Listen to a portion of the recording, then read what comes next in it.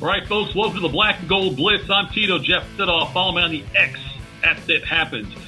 We are powered by DSP Media on FanScreen Sports, and you can download the app. It's a free app you can download for Apple and Android users for the FanScreen Sports family of hosts. We've got so many great shows, adding new shows all the time, and great content. So round-the-clock sports programming by downloading the app. Also go to fanscreensports.com. You can go to the FanScreen Sports Facebook group and interact with other fans, other listeners, and hosts of the other shows. All right, big news this week out of Steel Town as the legal tampering for free agents happened, and there was some trades made, a flurry of activity as far as free agents go.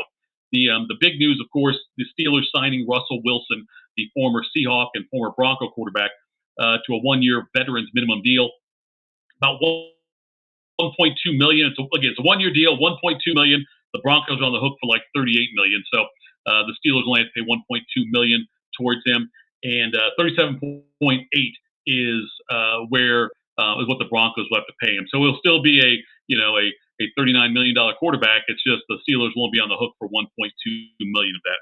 Wilson, 35 years old right now. The Broncos told them they were going to release him after a couple of seasons. The Broncos made a huge trade. You remember that famously to get him, and it just never worked out. They had poor coaching with Nathaniel Hackett, and then Sean Payton didn't really seem to want Russell Wilson there. He went 11-19 in his 2 seasons as a starter, and didn't make the playoffs. He got benched last year for the last 2 games when the writing was on the wall, and they knew if Wilson got hurt, they were on the hook for a lot of money going forward. So they sat him out the last 2 games, and the Broncos then told him last week they were going to release him. So, look, last year he was not terrible. He threw for 3,070 yards and 26 touchdowns and 8 interceptions. Kenny Pickett last year, he threw for 2,070 yards, so 1,000 yards fewer. Kenny Pickett did. No, Pickett only played 12 games, but he had 6 touchdowns and 4 interceptions. Kenny Pickett in 25 career games has 13 touchdowns and 13 interceptions. So I defended Pickett a lot going into last year because I wanted to see his second year of having his first year of really being developed as a starter in the preseason. Remember, his rookie year, Pickett got thrown into the fire after taking third-string reps most of, if not all of, the training camp, and then they brought him in very early in the season and threw him to the Wolves. And plus, you have Matt Canada there as the offensive coordinator. But he did not. He showed flashes in the second year last year, pardon me, but he did not get better. It didn't show me that much to where he was going to be consistently a starting quarterback in the NFL. If you asked me before the Wilson signing, what my hierarchy of what I want to see happen as far as the quarterback situation goes, the first guy I wanted, ideally number one, I wanted Justin Fields in a trade. I still believe in Justin Fields. I think he would have been a shot in the arm for this team and a young guy you can build with. Second choice for me would have been Russell Wilson as far as guys that were available and realistic. Third would have been Pickett. Fourth, Mason Rudolph. Russell Wilson he's a stopgap. Look, one of these will happen. He'll suck and he'll be gone after 1 year, or he'll be great and probably price himself out of the Steelers. I hope the Steelers in the draft decide to draft a quarterback still and find a way to get Penix or Bo Nix if they're available, if they fall into the second round, maybe make a play there. So they don't have to throw in the towel on Kenny Pickett right now. They can wait because it's not until May of 2025 when they have to decide whether to pick up that 5th-year option. That's one of the big sticking points with Fields is the Bears have to decide whether to pick up the 5th-year option, and that would be a $25 million salary for his 5th year.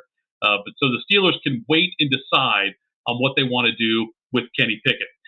They've said that it's going to be a quarterback competition coming in between Pickett and Wilson, and then whoever else happens to be on the team at that point. But Russell Wilson did not come to Pittsburgh to be a backup. I think he had to get some assurances that he would be the starter, barring some kind of collapse. And like I said, I'm not a huge Russell Wilson fan, but I think he's better. I think the Steelers have a higher ceiling than they would with Kenny Pickett. I don't think they're a Super Bowl team. I do think they're a playoff team that can win a game. I think they are a better team at the quarterback position after this move. Russell Wilson, to me, better than Kenny Pickett. And we'll see what happens as we get to training camp. Like I said, I hope the Steelers still pursue a young quarterback in the draft. Penix will be ideal, but Bo Nix is also not a terrible fallback option, depending where they fall in the draft. I don't expect the Steelers use a first-round pick on somebody, on a quarterback. But if one of them falls into the second round, or even into the first round, if you want to trade back into the first round and give them some future compensation to move in to get a fifth-year option on either Penix or Nix, I'd be okay with that. I just don't. Russell Wilson's not the answer long term. I don't believe Kenny Pickett is either. And so after this season coming up, if you haven't already addressed a quarterback, a younger quarterback on the roster, you're going to be doing it again in the offseason after the 2024 season. All right, the Steelers also made a big signing of Patrick Queen, the free agent linebacker from Baltimore. He signed a 3-year, $41 million contract with the Steelers. And I love this deal for Pittsburgh. Coming from a division rival, that's huge. Also, Queen, he was a first-round pick back in 2020, and he did not show enough in his first few years to where the Ravens would pick up his fifth-year option. So that's why he became a free agent, because they never picked up his fifth-year option. And now he is with the Steelers on a 3-year, $41 million deal. Most of the experts considered him to be the top inside linebacker that was available in free agency. And the Ravens, they were going to move on from after they, got Roquan Smith in 2022. So it looked like, that was going to kind of be the end of the road for Queen eventually with the Ravens. Now, last year, he had a great year. And a lot of people say, well, it's because Roquan Smith was there. Last year, he had 133 tackles, which was second on the team for that stout Baltimore defense. He was second-team All-Pro and went to the Pro Bowl. So we'll see. I think it's a great addition for Pittsburgh. They need linebacker help anyway. If you can go out and get the top one, 3 years, $41 million, maybe a little more than I want to spend. But nonetheless, with the money you're saving from signing Russell Wilson to that $1.2 million deal versus a regular starting quarterback salary of anywhere from 30 to 40 or 50 million, they could use that money wisely. I'm glad they did it this way. It's a savvy Steelers move to go out and get a young inside linebacker. Again, widely regarded as the top inside linebacker available in free agency. Great get for the Steelers. They weren't done with that. They also then made a trade with the Panthers on Tuesday. They traded Dionte Johnson, who's been disgruntled a little bit. He had that one really good year. I think he had 107 catches a couple years ago, but struggled since then. He caught fire last year for the one play where he had a chance to grab a fumble or whatever and avoided the contact. Didn't make a play for it. Complained a little bit during the season and just was not the same receiver. He's still got a lot of talent. I think he'll do well at his new home in Carolina. They traded Dionte Johnson and a 7th-round pick to Carolina for Dante Jackson, a cornerback, and a 6th-round pick. The pick difference, Steelers are getting pick 178, giving up pick 240 in the deal. So I like the trade for the Steelers. Dante Jackson he's a serviceable defensive back. He was a 2nd-round pick out of LSU back in 2018, and he's a fast guy.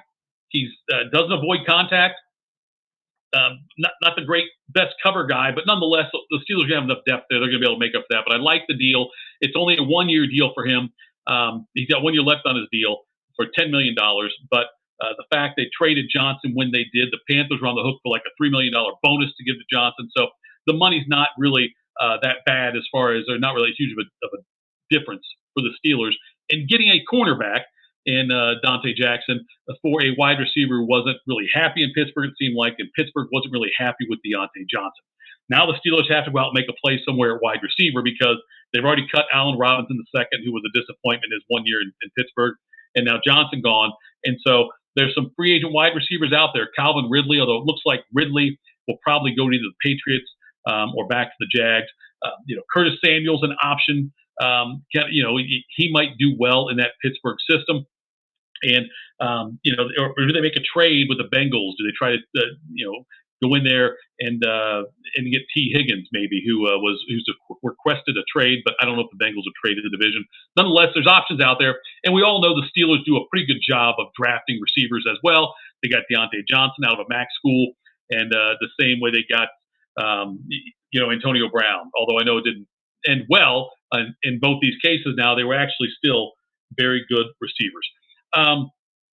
One more move, former Ohio State punter Cameron Johnson was signed by the Steelers. The punter, a 3-year, $9 million deal, taking over Press Harvin, who was released. Johnston, for his career, has averaged 47.3 yards a punt, which is about 3.5 more yards than Harvin has for his career. So a plus for them. I like Cameron Johnson quite a bit, and it's another minor, subtle move, I think, that's going to play much bigger during the season. Yes, I said it's a punter, much bigger in the season for the Pittsburgh Steelers. They add Russell Wilson, upgraded quarterback. They get rid of Dionte Johnson, headache at wide receiver, and maybe go out and get somebody else. They add Patrick Queen, who's great, very much needed in this division for stopping the run, especially with Derrick Henry now going to the Ravens, and Cameron Johnson, who help out on special teams. They'll be better next year on special teams because of this move. All right, that's it. Lots more to get into, I'm sure, as the weeks go on. You can see we got the schedule rolling there on the bottom of the screen. They're home and away opponents for the Steelers in 2024. Schedule comes out about the middle of May, usually is when it comes out, when we'll see exactly how the games will line up in order. Follow me on the X. I am at That Happens. Make sure you download the app, the FanScreen Sports app, for Apple and Android users. It's free. Do it. We got great programming all the time on that network. Thanks so much, and go Steelers.